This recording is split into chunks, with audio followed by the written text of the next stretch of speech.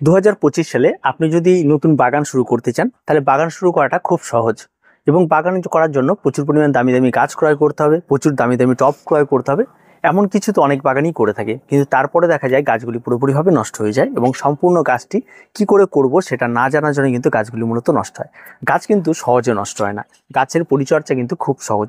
তো নতুন বছরে যারা বাগান শুরু করতে চান তাদের জন্য আজকের এই ভিডিওটি।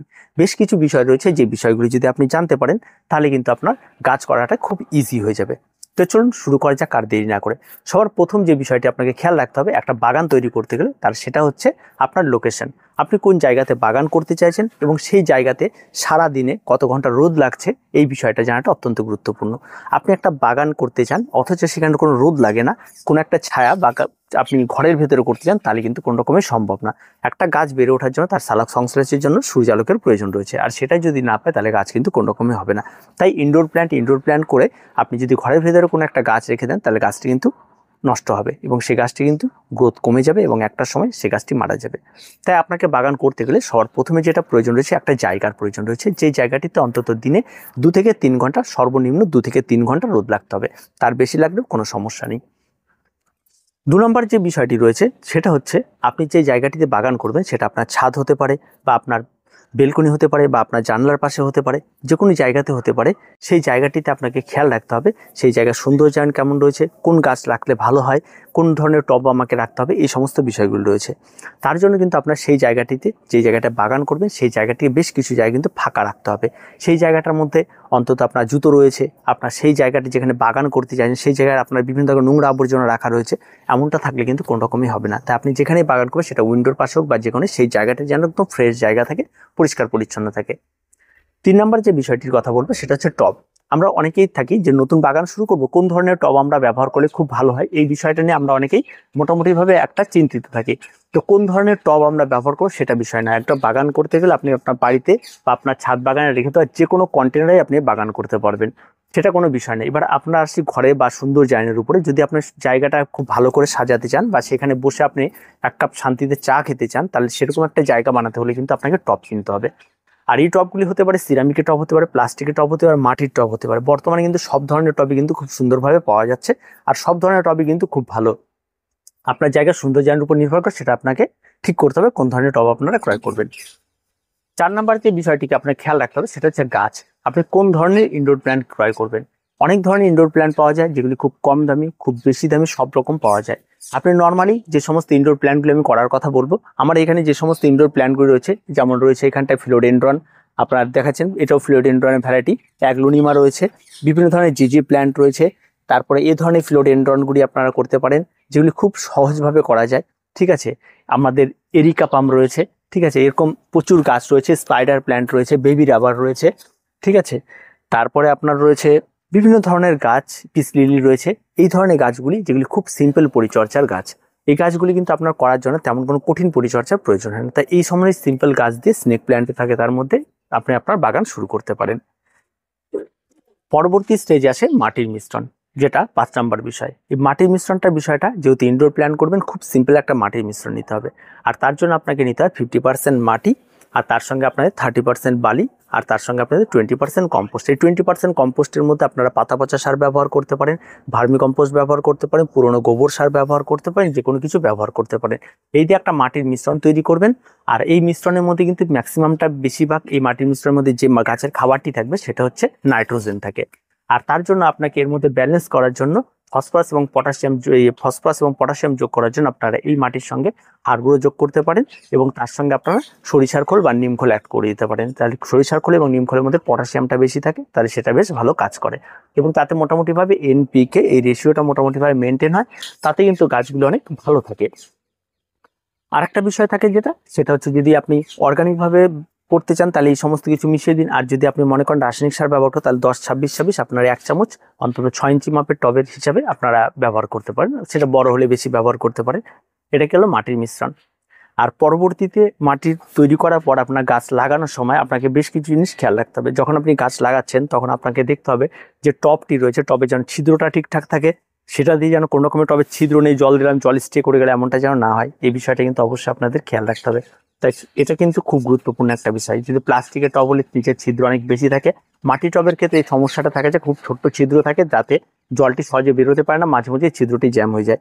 তো এই বিষয়টি খেয়াল রাখবেন। সিরামিকের টব হলেও অনেক ছিদ্র থাকে, বড় ছিদ্র থাকে, তাতে কোনো সমস্যা হয় না। আর একটা বিষয় হচ্ছে, গাছ লাগানোর সময় যে গাছটি আপনারা লাগাবেন সবসময় যে নার্সারি থেকে একদম সেট চারা ক্রয় করবেন, কোনো ছোট চারা ক্রয় করবেন না, টবের আকারে সেট চারা ক্রয় করবেন। টব থেকে গাছ বের করার সময় যেন কোনো রকম রুট বলটি না ভাঙে, একদম রুট বল সহ আপনারা গাছটিকে লাগাবেন, দেখবেন আপনার গাছটি বেশ ভালো থাকবে। পরবর্তী স্টেজে গিয়ে যে পরিচর্যাটি থাকে সেটা হচ্ছে আপনার জাস্ট গাছের জল দেওয়া। আপনি যখনই গাছে জল দেবেন তখন আপনার একটা জিনিসকে খেয়াল রাখতে হবে, গাছের গোড়া ভেজা রয়েছে কিনা। যদি গাছের গোড়া ভেজা থাকে তাহলে জল প্রয়োগ করবেন না। আর একটা বিষয় আপনাদের বললে, অনেকে মনে করে যে জল দিলেই গাছ বড় হবে, জল না দিলে গাছ বড় হবে না, এমনটা বিষয় নেই। জল একটা মাধ্যম, জল গাছের কোনো খাবার নয়। জল যে সমস্ত খাবারগুলো আমরা গাছে ব্যবহার করি সেই সমস্ত খাবারগুলিকে জল লিকুইড তৈরি করে একটা তরল মাধ্যম তৈরি করে, যেটা গাছের পাতা পর্যন্ত পৌঁছায়, তারপর সূর্যালোক পড়লে সালোক সংশ্লেষের পরে খাদ্য তৈরি করে। তাই জল খেলে গাছ বড় হবে, জল না খেলে গাছ ছোট হবে এমনটা বিষয় নয়। তাই জলটা সবসময়ের জন্য সীমিত পরিমাণ প্রয়োগ করবেন, মাটি শুকিয়ে গেলে তবে জল প্রয়োগ করুন। অন্যথায় এই জল থেকে কিন্তু আপনার কাছে গোড়া পচা রোগ পর্যন্ত হতে পারে, গাছ কিন্তু নষ্ট হয়ে যেতে পারে। তার পরবর্তীতে আসে সূর্যালোক বিষয়টা। সূর্যালোকটা কেমন হবে, আপনি যেখানে আগেও বলেছি যেন গাছের সূর্যালোকটা একটা গাছের একদম মাথা থেকে টবের গোড়া পর্যন্ত যেন সূর্যালোক পড়ে, একদম পরিষ্কার ফাঁকা জায়গা পায়, তেমন জায়গাতে আপনাকে টবগুলিকে রাখতে হবে। যদি গাছের গোড়াতে সূর্যালোক না পায় তাহলে কিন্তু গাছগুলি কিন্তু খুব একটা ভালো হবে না। তাই টবের গাছের পাতা থেকে শুরু করে টব পর্যন্ত যেন সূর্যালোক পায় এমনভাবে কিন্তু আপনাকে টবগুলিকে সাজিয়ে রাখতে হবে। আপনি যদি টবের গোড়া আর একটা গাছ দিয়ে ঢেকে দেন, সেখানে সূর্যালোক পৌঁছাচ্ছেন, তাহলে কিন্তু গাছ কিন্তু খুব একটা ভালো হবে না। তার জন্য গাছগুলিকে কোনোটা উপরে কোনোটা নিচে আপনাকে এভাবে সারিবদ্ধভাবে রেখে দিতে হবে, যাতে সমস্ত গাছের গোড়ার দিকেও রোদটা সমস্ত রকম ভাবে সমানভাবে পেয়ে যায়। সর্বশেষে যে বিষয়টি কথা বলবো সেটা হচ্ছে গাছে খাবার দেওয়া, বা যেটা আমরা বলি ফার্টিলাইজার ইউজ। অনেকে আমরা মনে করি যে গাছ বড় করতে হলে প্রচুর পরিমাণ ফার্টিলাইজারের প্রয়োজন রয়েছে, প্রতিনিয়ত গাছে খাবার দেওয়ার প্রয়োজন রয়েছে ইনডোর প্ল্যান্টে, এমনটা কিন্তু বিষয় নয়। আপনি যদি ভীষণ ব্যস্ত হয়ে থাকেন তাহলে আপনাকে এই সমস্ত কিছু করতে হবে না। আপনি যে মাটি মিশ্রণ তৈরি করে গাছটি লাগিয়ে দিয়েছেন, আপনি জাস্ট 1 বছর গাছটিকে নিয়মিত জল দিন, এখানেই গাছ সুন্দরভাবে বেড়ে উঠবে। ঠিক 6 মাস পর আপনি একবার গাছে খাবার প্রয়োগ করুন, তাতেই যথেষ্ট। আর তেমন কোনো কিছু লাগে না। আর 1 বছর পর আপনি কি রিপোর্ট করবেন। রিপোর্ট মানে বিষয়টা হচ্ছে, যে পটের মধ্যে গাছটি ছিল আবার গাছটিকে বের করে তার থেকে 1 সাইজ বড় মাপের টবে গাছটিকে আবার বসিয়ে দিন, এটা আপনি করতে পারেন। আর যদি ওই টবের মধ্যেই করতে চান তাহলে কিছুটা মাটি বা শেকড় কেটে দিয়ে ছেটে ছুটে আবার কিছুটা নতুন মাটি দিয়ে সেই টবের মধ্যে আবার বসিয়ে দিতে পারেন। এতে কি হয়, গাছে এক ধরনের মাটি দীর্ঘ সময় থাকলে মাটিতে বায়ু চলাচল বন্ধ হয়ে যায়, গাছের রুটগুলি অনেকটা ভেতরে প্রবেশ করে, ফলবর্তীতে দেখা যায় রুটের সমস্যা তৈরি হয়, গাছের গ্রোথ থেমে যায়। আবার নতুন করে সেটা করলে নতুন গাছে খাবারও পেয়ে যায়, আর তার সঙ্গে সঙ্গে রুটগুলিও নতুনভাবে চলাচল শুরু করে, পরবর্তীতে গাছ অনেক ভালো থাকে। এবার সর্বশেষে যে বিষয়টি নিয়ে কথা বলবো সেটা হচ্ছে মনিটরিং। আর এই মনিটরিং এর মধ্যেই থাকে গাছের রোগ পোকামাকড়। অবশ্যই গাছ লাগালে কিন্তু রোগ পোকামাকড় হবে। আপনি যদি মনে করেন আমি গাছ লাগিয়েছি কোন রকম পোকামাকড় হবে না, তেমনটা কিন্তু নয়। তবে বেশিরভাগ ক্ষেত্রে দেখা যায় ইনডোর প্ল্যান্টগুলি মোটামুটিভাবে লক্ষ্মী গাছ হয়ে থাকে। এই সমস্ত ইনডোর প্ল্যান্টের কোন রকমের রোগ পোকামাকড় হয় বলে আমার মনে হয় না, এবং খুব ইজিলি এই সমস্ত গাছগুলি বেড়ে ওঠে, পোকামাকড় আক্রমণ ঘটে না। আর এই গাছগুলি মূলত যে সমস্যা দেখা দেবে সেটা হচ্ছে বর্ষাকালে আপনার সমস্যা দেখা দেবে। আর এই বর্ষাকাল আসলে গাছগুলি বেশিরভাগ ক্ষেত্রে দেখা যাবে কোনটার পাতা আপনার কুঁকড়ে যাবে, কোনো গাছের পাতা একটু নষ্ট হয়ে যাবে, এই ধরনের পাতা একটু নষ্ট হয়ে যাবে, এই সমস্যাটি দেখা দেবে। আর তার জন্য অ্যান্টিফাঙ্গাল আপনাদের স্প্রে করলেই যথেষ্ট, আর তেমন কোনো কিছু কিন্তু প্রয়োজন পড়বে না। আর যেটা ব্যাপার হচ্ছে পেস্টিসাইড, পোকামাকড় আক্রমণ ঘটলেই ইনডোর প্ল্যান্টে যে পেস্টিসাইড স্প্রে করতে হবে এই ধারণাটা আপনার সম্পূর্ণ ভুলে যান। তার প্রথম কারণ হচ্ছে আপনার ইনডোর প্ল্যান্ট আপনার শখের জায়গায় করবেন, যেখানে আপনি প্রতিনিয়ত চলাচল করবেন। তাই সেই সমস্ত জায়গাতে এই সমস্ত দামি দামি পেস্টিসাইড ব্যবহার করাটা একদমই উচিত নয়।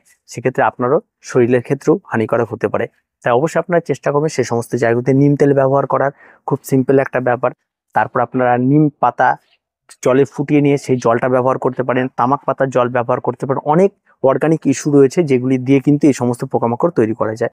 আর আপনাকে আরেকটা কাজ করতে হবে, সেটা হচ্ছে প্রতিনিয়ত গাছের কাছে যেতে হবে। যদি কোনো পাতা দেখেন পচে গেছে বা কোনো কিছু হয়েছে, সেটা প্রথম অবস্থাতে সেগুলিকে তুলে ফেলে দিবেন, তাহলে দেখবেন আর কোনো রকম কোনো সমস্যা থাকবে না। তো এই সিম্পল কিছু পরিচর্যা যদি আপনার জানা থাকে, তাহলে আপনার গাছের মালি আপনি হয়ে উঠবেন, আপনার গাছের ডাক্তারও আপনি হয়ে উঠবেন। আপনি অনায়াসে যে কোনো গাছকে পরিচর্যা করতে পারেন, খুব সহজভাবেই গাছ করতে পারবেন। গাছ করা তেমন কোনো কঠিন কিছু নয়, তা প্রত্যেকে গাছ করতে পারবে। তার নতুন বছর যদি আপনি নতুন বাগান শুরু করতে চান, তাহলে এই টিপসগুলি আপনি মাথায় রাখুন, তাহলে আপনি একজন সুন্দর বাগানি হয়ে উঠবেন।